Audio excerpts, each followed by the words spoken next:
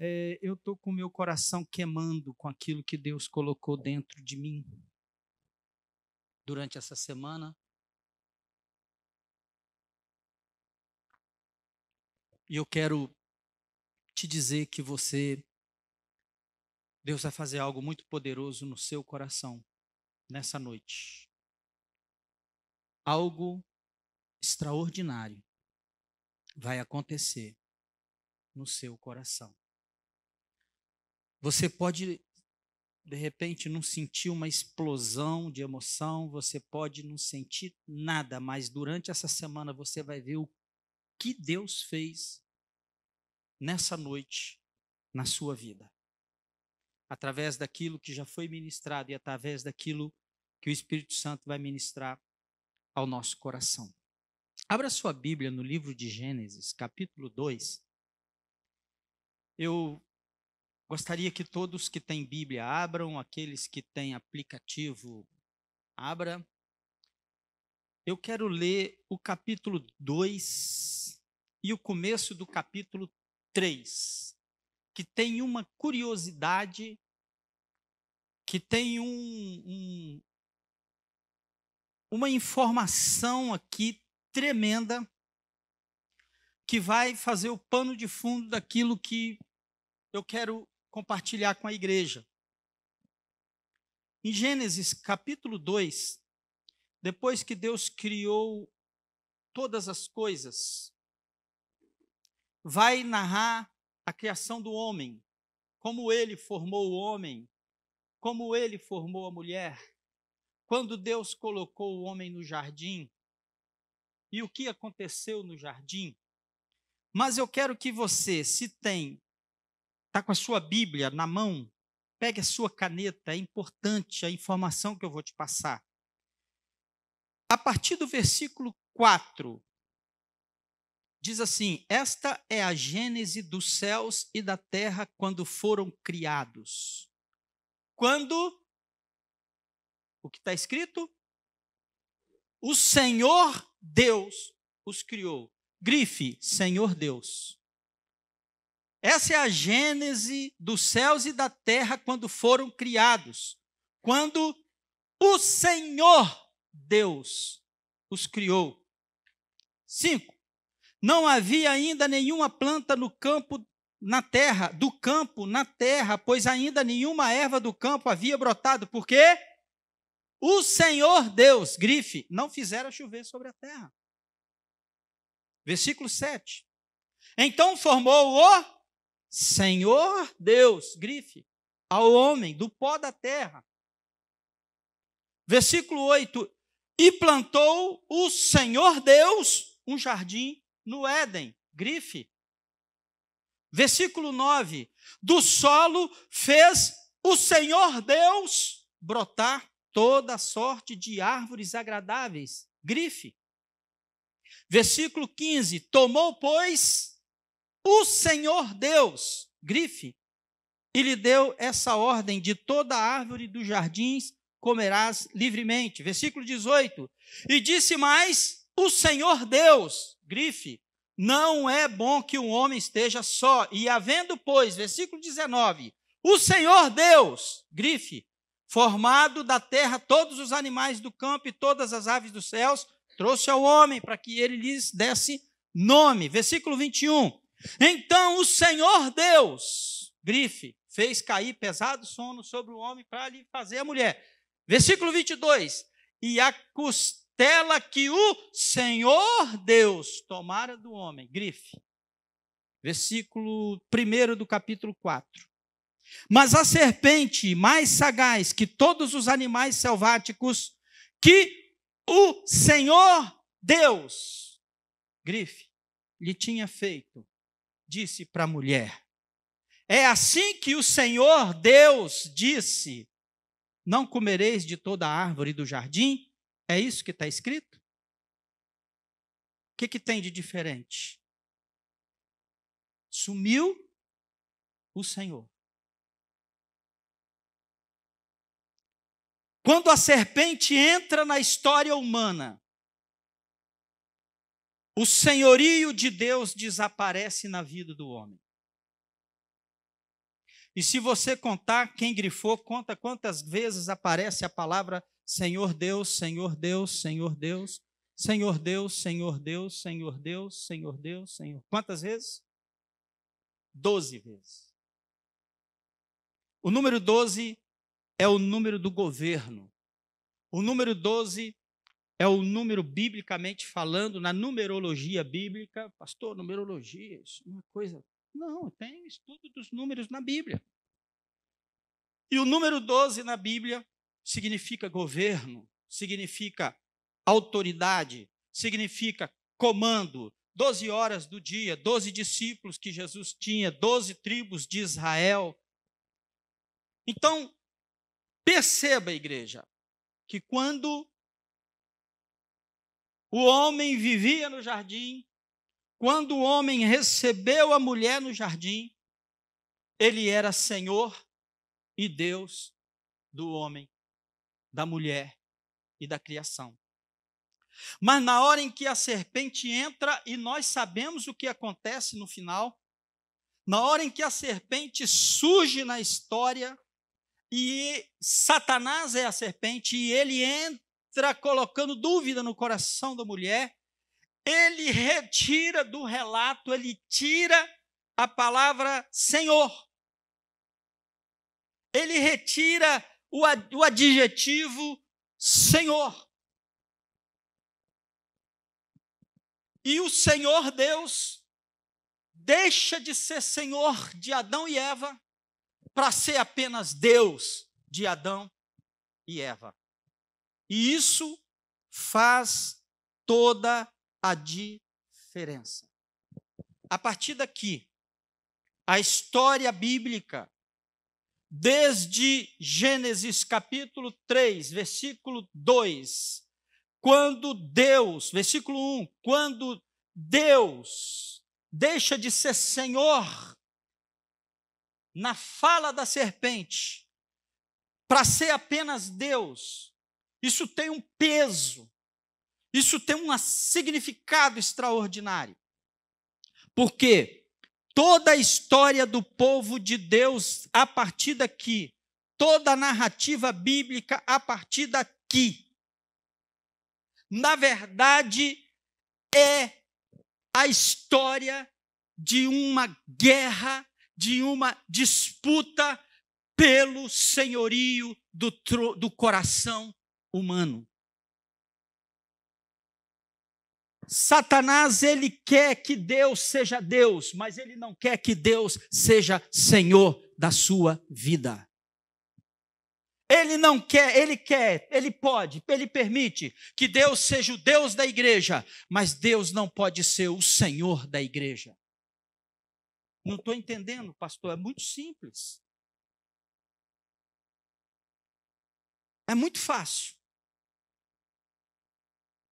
Curiosamente, eu peguei e digitei na minha Bíblia eletrônica, Senhor. E sabe quantas vezes aparece essa palavra na Bíblia? Senhor. A palavra Senhor aparece na Bíblia 6.874 vezes. E digitei a palavra Salvador. A palavra Salvador, sabe quantas vezes aparece na Bíblia todinha? 41 vezes. Deus está muito mais preocupado em ser o seu Senhor do que ser o seu Salvador.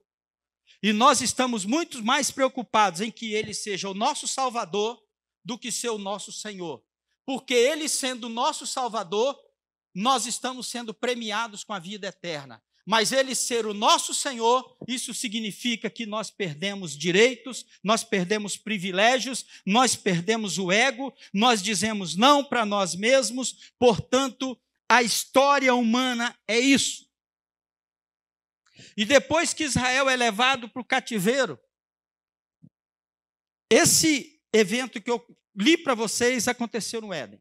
Agora, um outro evento que quando eu comecei a entender isso, eu falei, meu Deus, é isso, a batalha toda é pelo senhorio do meu coração, é pelo senhorio do nosso coração, pelo senhorio do coração do povo de Israel.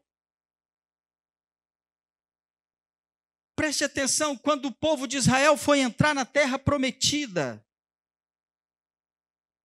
lá existiam, na terra de Canaã, existiam muitos deuses.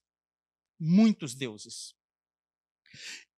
E no capítulo 7 de Deuteronômio, eu vou pregar uma série sobre essa pregação, sobre isso que eu vou falar agora com você.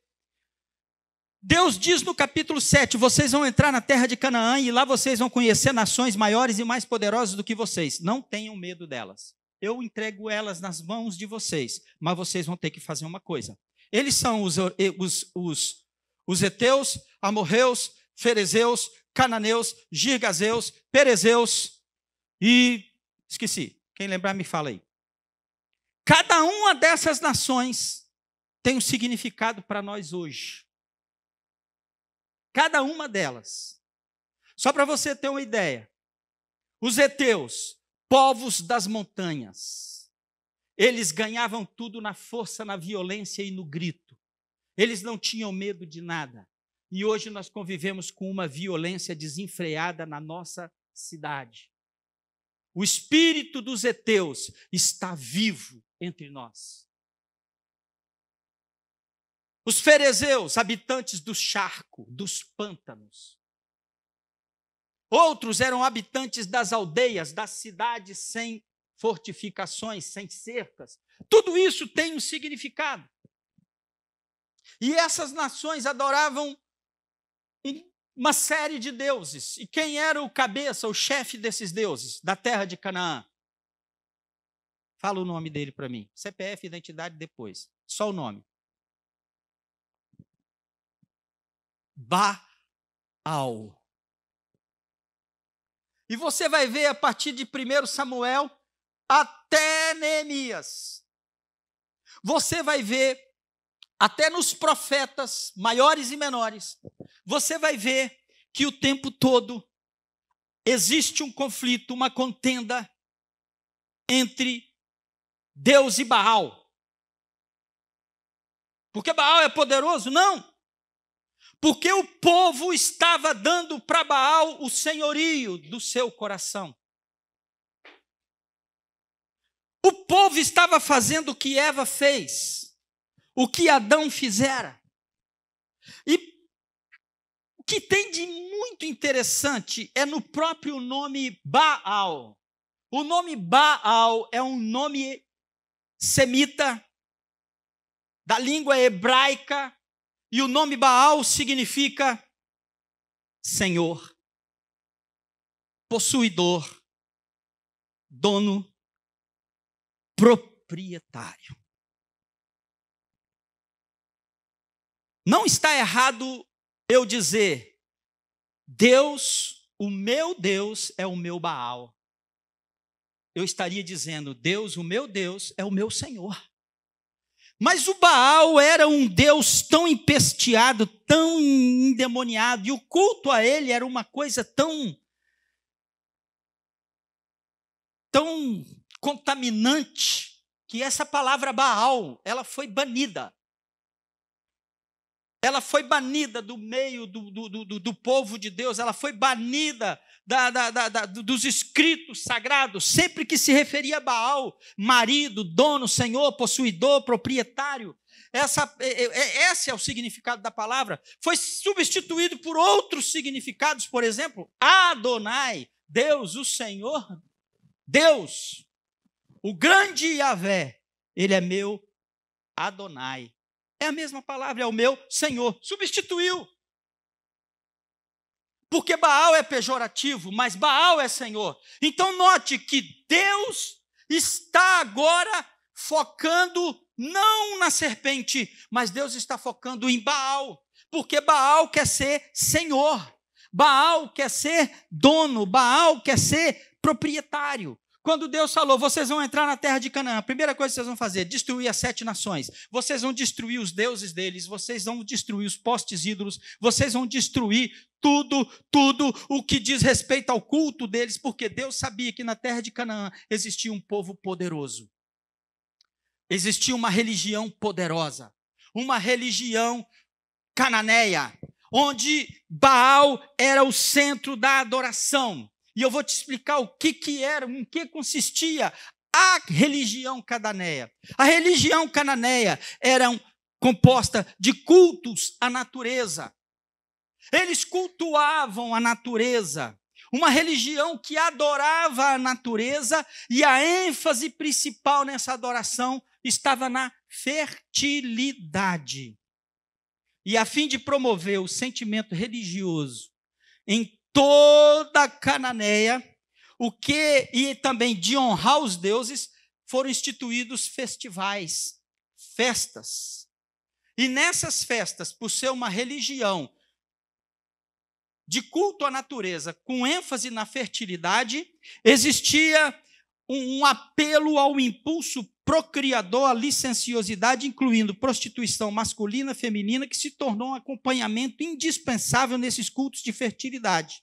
E isso acontecia, essa licenciosidade, essa liberação. Eu vou te dizer, o carnaval do Rio de Janeiro, de Salvador, tudo junto, era santidade perto desses festivais há 5.000 anos atrás, na Cananéia.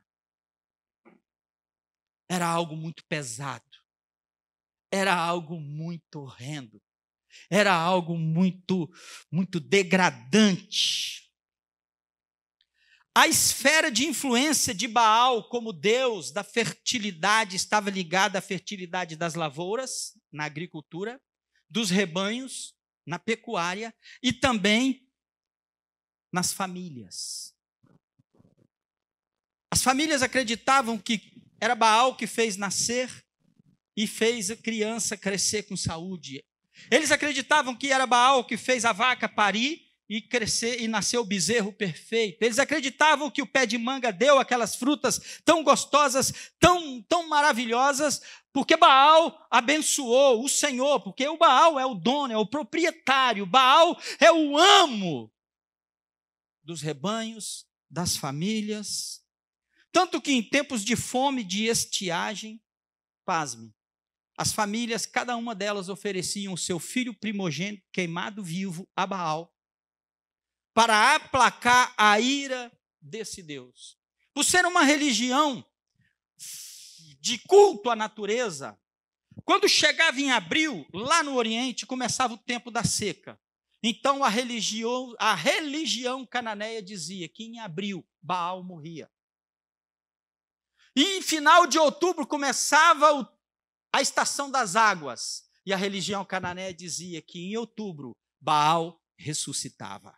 Por isso vinha a chuva, por isso a colheita era abundante naquela época. Então, a religião cananeia, por ser uma religião de culto da natureza, vinculava seus festivais, vinculava o seu Deus às estações do ano. As estações de seca, as estações de chuva. Bom, quando o povo de Israel entra em Canaã, ele depara com aqueles festivais, ele depara com aquelas festas, ele depara com aquele apelo de sensualidade que eles nunca viram. Um povo saído do deserto, um povo saído da escravidão do Egito. E aquilo foi atraente para eles. Como foi atraente a visão de Eva daquele fruto.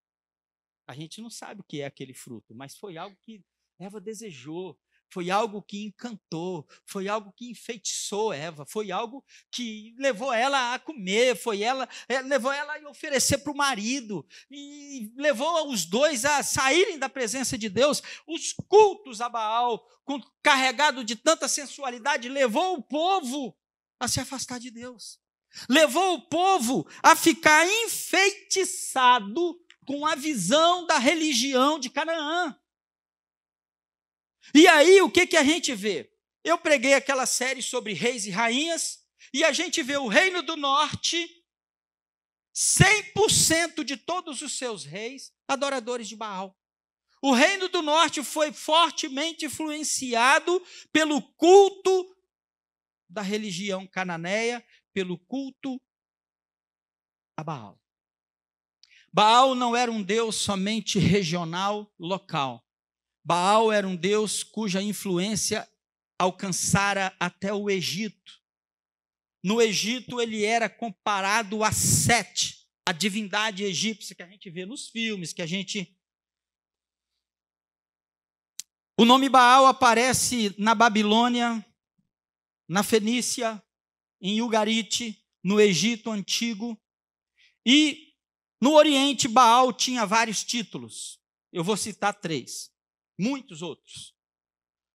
Zabu significa exaltado Senhor de toda a terra. Baal Shamen, Senhor dos céus.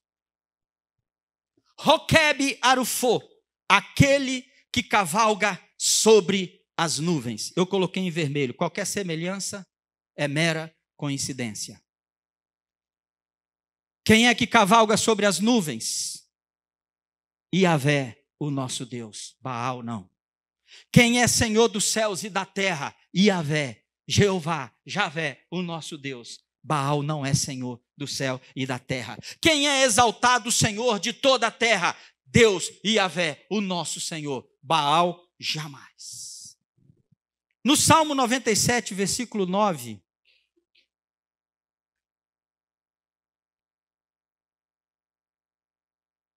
está escrito assim: pois tu, Senhor, és o Altíssimo sobre toda a terra, tu és sobremodo elevado acima de todos os deuses. Esse salmista está protestando, está contestando a palavra oferecida a Baal. Zabu, você é exaltado sobre toda a terra. E o salmista diz: não, tu, Adonai, és o Altíssimo, com letra maiúscula, sobre toda a terra, porque tu és sobremodo elevado acima de todas as coisas. Ele não diz isso, ele diz acima de todos os deuses, inclusive Baal. Porque Baal quer o lugar e o senhorio de Deus. Baal quer o trono do coração dos judeus, dos israelitas, do povo de Deus, dos cananeus, dos egípcios. Salmo 113, versículo 4. Excelso é o Senhor acima de todas as nações, e a sua glória está acima dos céus. Esses textos são protestos. Aquele que cavalga sobre as nuvens, Salmo 104, versículo 3.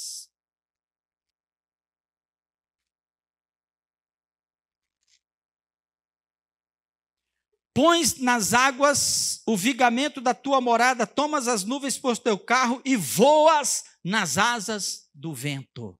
Quem faz isso é Yahvé, é Javé, não Baal.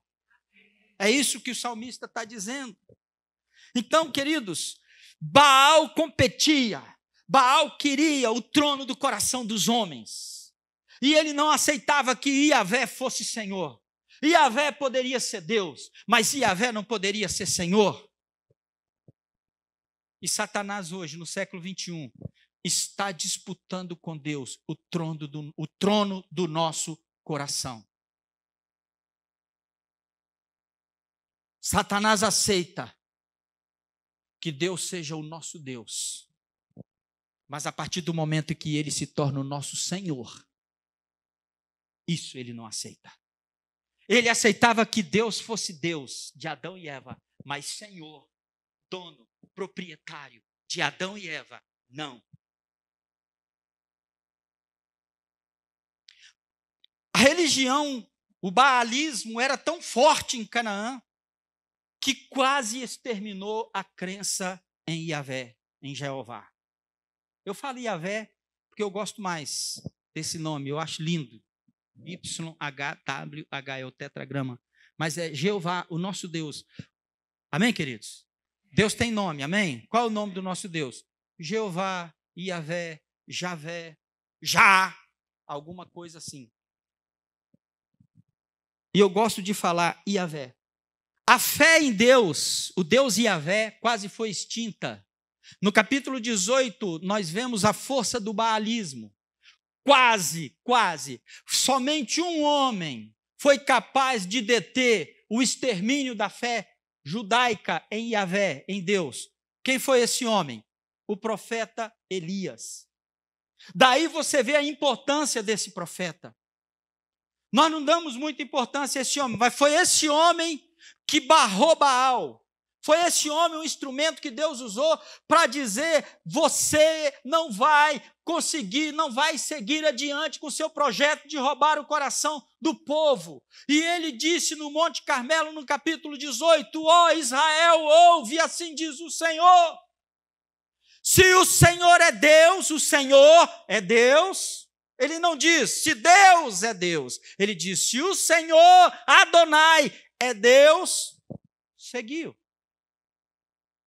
Mas se Baal, pode ler lá, ele não diz se Baal é Deus, ele diz se Baal seguiu. E nós dizemos, se o Senhor é Deus, seguiu, se Baal é Deus, seguiu. Ele não disse se Baal é Deus, porque o profeta não considerava Baal como Deus. Ele sabia que Baal era nada. Era só um espírito demoníaco que hoje está vivo e ativo entre nós, querendo o senhorio, querendo o trono do nosso coração. E nós vemos que quase foi exterminado, quase foi extinta a fé em Deus. E depois do profeta Elias, anos mais tarde, através de outros reis, o culto a Baal foi restaurado. Veio Ezequias, exterminou tudo. Veio Manassés, voltou o culto a Baal, aquela confusão. Então, por isso que eu digo, depois do Éden, Baal começa a querer ser senhor. No Éden, a serpente queria ser senhor. Agora, na história do Antigo Testamento, o Baal quer ser senhor do coração do homem.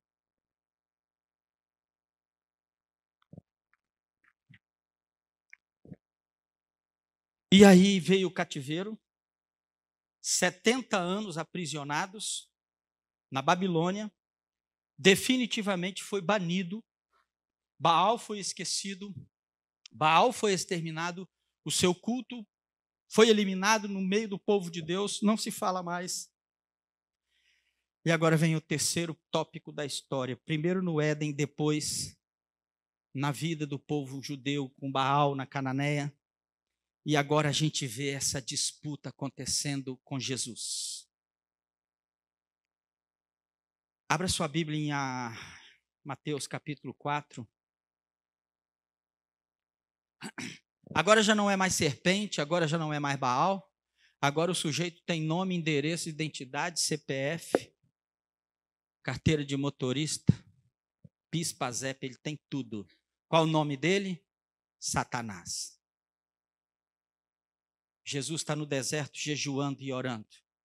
E Satanás percebe que se ele convencesse aquele homem de adorá-lo, de se curvar perante ele, Satanás percebe que se ele convencesse Jesus e Jesus permitisse que Satanás fosse senhor dele, se Jesus aceitasse a proposta que Satanás lhe fizesse, ele seria vitorioso finalmente e ele frustraria o plano de Deus. E você lê no capítulo 4, do versículo 1 até 11, que ele também não diz Senhor Deus, ele diz Deus. E quando ele cita a Bíblia, ele se diz, porque Deus disse assim. Ele não diz o Senhor disse assim, ele disse Deus disse assim. Deus é um nome abstrato de uma divindade. Senhor com S maiúsculo na Bíblia significa Adonai, Deus, o nosso Deus. O nosso Senhor, Adonai, Senhor. E o nome dele é Yahvé. E aí, quando ele propõe, ele faz 3 propostas a Jesus. Primeiro, transforma essa pedra em pão. Ele coloca dúvida, se você é filho de Deus, transforma essa pedra em pão. Ele colocou dúvida no coração de Eva. Leia o texto. É assim que Deus disse, de toda a árvore do jardim você pode comer? Eva, não, ele disse que daquela ali que a gente não pode comer, a gente pode comer de todas. Ele está botando dúvida aqui. Por que Deus disse que não pode comer daquela? Deus não é tão bom assim. Deus não é uma pessoa tão boa, porque se ele proibiu você de comer aquela árvore, porque aí tem alguma coisa. No dia que você comer dela, você vai ser igual a ele. E ele não quer que você seja igual a ele, porque ele é ruim, ele não é bom. E ele agora coloca no coração de Jesus, ele tenta semear no coração de Jesus. Se você é Deus, transforma essa pedra em pão, você está com fome, 40 dias de jejum. Depois ele chama Jesus e fala, olha só, se você é Deus, se você é o filho de Deus, atira-te daqui para o alto do monte. Levou ele no alto do pináculo do templo. Joga daqui para baixo, porque está escrito, aos seus anjos dará ordem a seu respeito de Jesus, você não vai tentar o Senhor teu Deus, sai fora. E é isso que eu quero ler agora no versículo 4. Versículo 8. Levou ainda o diabo ao monte muito alto, mostrou-lhe todos os reinos do mundo e a glória deles, e disse para Jesus, tudo isso te darei, se prostrado me adorares. Que eu fico chocado quando a gente lê a Bíblia com atenção. Espera aí, o diabo está querendo adoração? Não. Não. A palavra adorares é uma palavra grega. Proskuneo. Proskuneo. Proskuneo. E a palavra proskuneo não é uma palavra usada para adoração. A palavra usada para adoração a Deus é latreia. Ele não está dizendo, te darei todos os reinos desse mundo, se prostrado me latreares. Não é isso, né? Se prostrado, você me der adoração, você me fizer agora uma latreia, uma adoração, como se eu fosse Deus. Não é isso que Satanás está falando. Satanás está falando, eu vou te dar os reinos do mundo inteiro, se você prostrado, proskuneo. E a palavra proskuneo é uma palavra que significa lamber a mão de alguém como um cachorro lambe a mão do seu dono. Eu não quero que você me adore. Se ajoelhe e lambe a minha mão, como um cachorro lambe a mão do seu dono. Proskuneo também significa beijar a mão de alguém em sinal de profunda reverência e respeito. Prostre-se e beija. É só isso que eu quero. É só isso que eu quero. É só isso. Proskuneo também significa cair de joelhos e tocar o chão com a testa, em sinal de profundo respeito e profunda reverência. Queridos, o que Satanás, o que o diabo está querendo de Jesus aqui? Que Jesus ateste que o diabo é o Senhor dele. Porque você só beija a mão do seu dono. Você só beija a mão do seu Baal. Você só beija a mão do seu proprietário. Você só beija a mão do seu amo se você é escravo dele. Você só beija a mão da pessoa que é o seu Senhor. E o que é a resposta que Jesus disse? Então Jesus lhe ordenou dizendo, retira-se, Satanás, porque está escrito, o quê? Ao Senhor Deus, ele restaura o que no Éden Satanás tirou de Deus.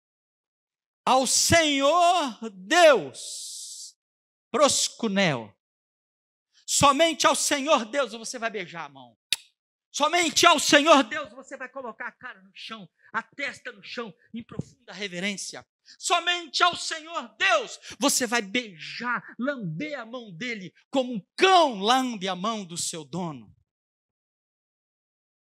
E somente ao Senhor Deus você dará. O que está escrito na sua Bíblia? Latreia. Isso é adoração. Somente ao Senhor Deus você vai declarar que Ele é seu Senhor. Você vai beijar a mão dEle. Você vai lamber a mão dEle. Você vai colocar sua testa no chão diante dEle, em reverência profunda, porque você está declarando que Ele é o seu Senhor e somente ao Senhor Deus você vai prestar culto. Você vai adorar. A atitude de Jesus deve ser a nossa atitude. Queridos, nós crentes modernos estamos vivendo isso aqui.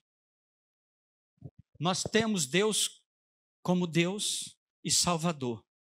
E muitos não estamos deixando Deus ser o nosso Senhor. Como Eva e Adão não deixaram. Como os reis, como a história do povo de Deus no Antigo Testamento, abriram a guarda para Baal, lamberam a mão de Baal, curvaram-se diante do Baal, declararam que Baal era o Senhor da vida deles. Yahvé, sim, Yahvé é o meu Deus, mas o meu Senhor não é Yahvé, é Baal.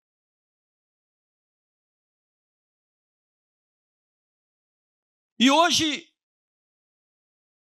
acontece a mesma coisa no nosso meio.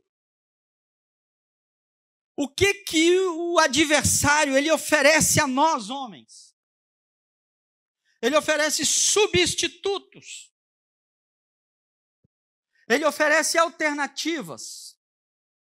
Ele oferece possibilidades, coisas, premiações, para que nós possamos dar o nosso coração, entregar o senhorio do nosso coração. Por exemplo, fama,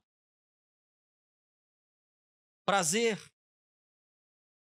posses e riquezas, poder. Isso tudo personifica Baal. Porque a fama, o prazer, as riquezas e o poder querem o senhorio do seu coração.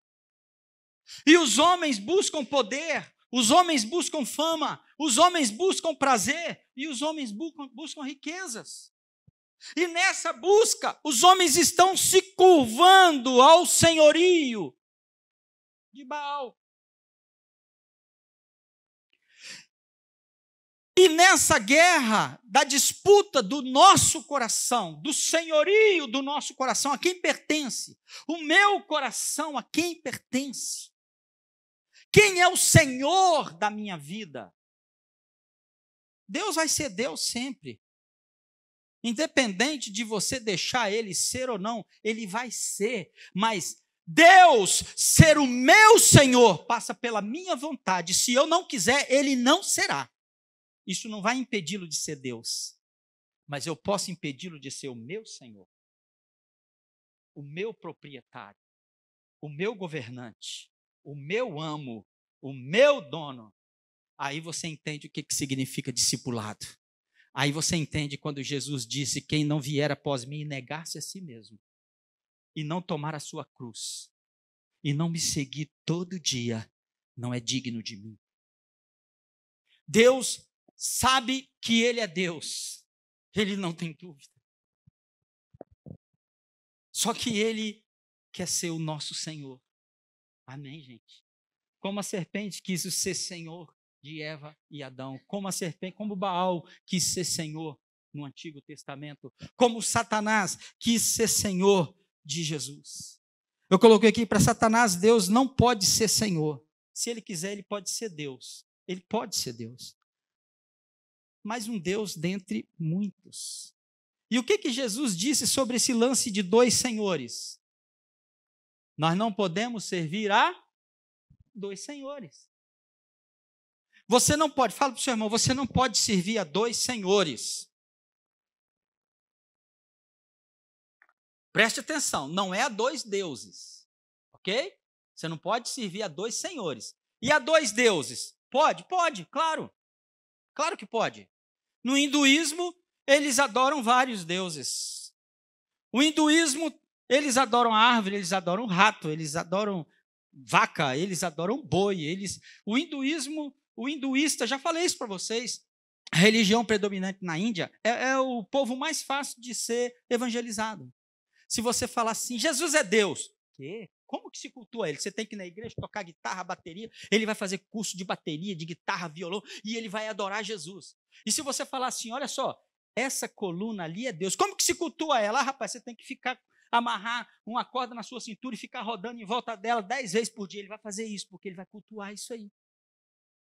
Porque para o hinduísmo tudo é Deus e Deus é tudo. Tudo é Deus e Deus é tudo. A natureza é Deus, o cosmos é Deus, os animais é Deus. Então Deus, você pode servir a mais de um. Mas Jesus disse, Senhor, só pode ter um. O seu coração só pode ter um Senhor. No nosso coração só pode ter um proprietário. No nosso coração só pode ter um dono. No nosso coração só pode ter um Senhor.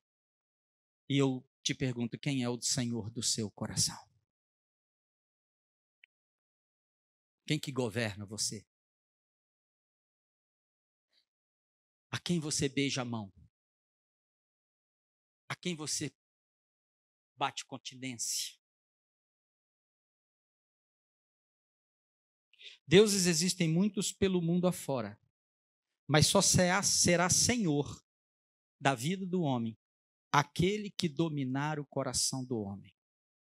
Deuses existem muitos, mas só será Senhor desse homem aquele a quem esse homem entregar o senhorio do seu coração. Amém, gente? E Yahvé não quer ser somente Deus, ele quer ser nosso Senhor. E também o nosso Deus. Como foi no jardim, como foi com Jesus, deve ser conosco também.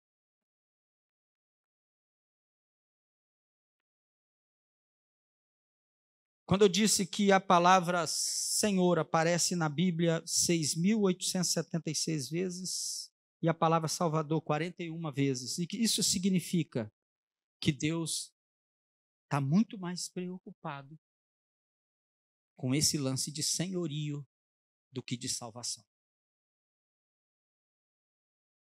41 vezes a palavra Salvador aparece de Gênesis a Apocalipse. Isso significa que antes de Jesus ser o meu Salvador, Ele quer muito mais ser o meu Senhor, o meu Baal, o meu dono, o meu proprietário, o meu governante, aquele que dirige a minha vida, aquele que governa os meus passos. Para nós orarmos. De novo, eu chorei quando eu li isso.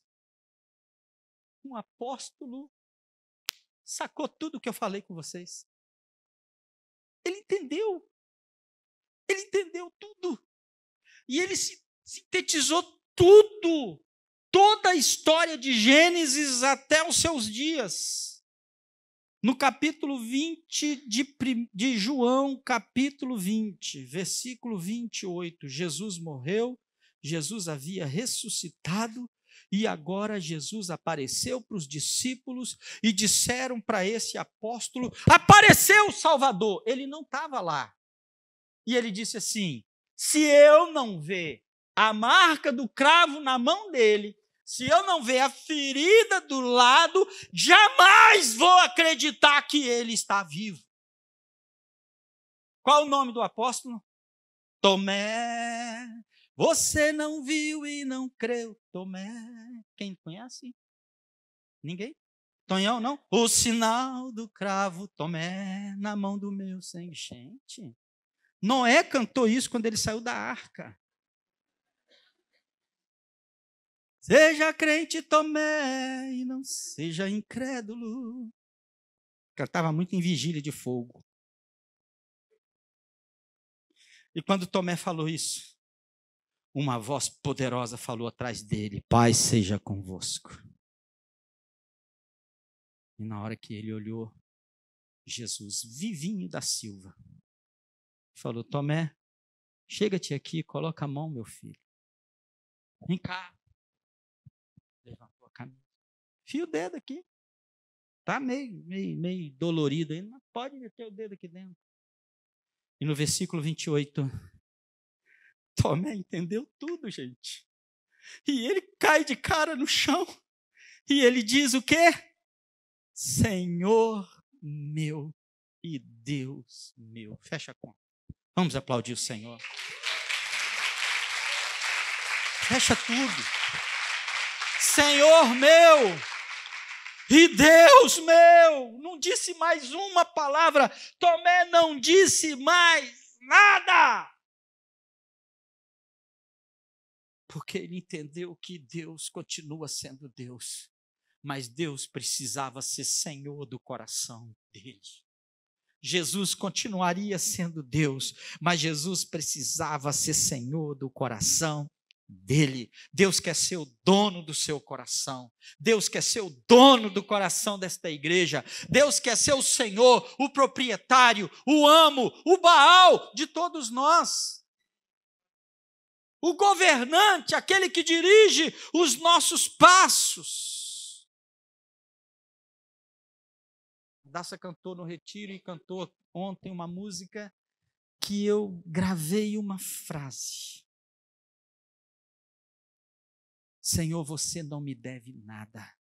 Tem muito crente achando que Deus lhe deve bênção, lhe deve favor. O que é isso? Ele não nos deve nada, ele é Senhor. Você que deve a ele. A igreja que deve a ele. E o que acontece quando o homem enxerga Deus como seu Deus, mas não enxerga Deus como seu Senhor? Essa frase é minha. O homem dá a seguinte resposta ao seu Criador: limite-se a administrar o cosmos e a história, porque tu és Deus. Não tenho dúvida, tu és Deus, o grande Criador de todas as coisas.